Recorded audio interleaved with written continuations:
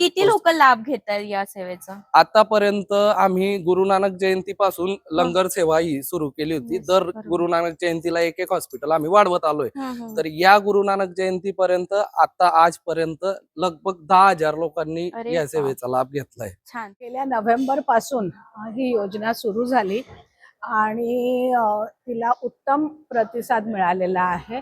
आणि सर्वप्रथम मला माँ कनकेश्वरी देवी निशुल्क भोजन योजना जे चालवतात त्या सगळ्या कार्यकर्त्यांचे खूप खूप आभार मानले पाहिजेत, कारण ते आमचे पेशंट खूपसे तळागाळातले आहेत आणि खूप दुर्गम भागातून ते कुलकर्णी हॉस्पिटलपर्यंत पोहोचतात।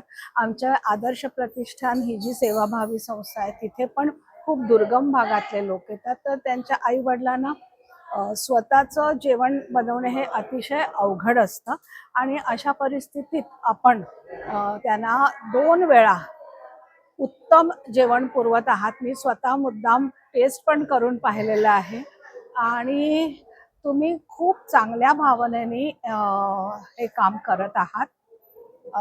आमचे जे पेशंट आहेत, जे गरीब पेशंट आहेत त्यांना तर खूपच लाभ होतो।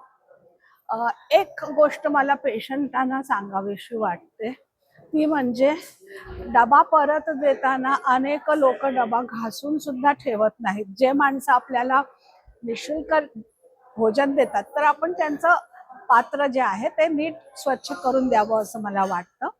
आणि दुसरी गोष्ट, मला खूप खूप खेद आहे की मला कार्यकर्त्यांनी सांगितलं की आमच्याकडे 100 टिफिन होते, तर त्याच्यातले आता आमच्याकडे 60च राहिलेत आणि 40 गायब झालेले आहेत। तेव्हा हे सुद्धा मला, म्हणजे शेवटी हे कोणाचं काम आहे? ते त्यांनी केलं, ते मी केलं नाही, मी केलं, तू केलं, ह्यानी केलं, सर्व समाजातल्या थरातल्या सगळ्याच लोकांनी केलं। तेव्हा आपण खूप अंतर्मुख होऊन विचार करायला पाहिजे की कोणी आपल्याला सेवा पुरवत असेल तर आपण ती सेवा घ्यायला पात्र आहोत की नाही। आणि मी परत एकदा खूप खूप धन्यवाद देते, कारण आम्हाला खूप मदत होते। टिफिनची सेवा कनकेश्वरी माता यांच्याद्वारे दिली जात आहे। एकदम उत्तम सेवा आहे। या सेवेत मी सहभागी झाली, मला पण करताना खूप आनंद होतो आणि डबे एकदम क्वालिटी पण छान आहे। पेशंट लोकांना खूप उत्साहित बघितलं, त्यांच्या चेहऱ्यावरचं ते हास्य बघून मला पण एकदम खूप आनंद झालेला आहे।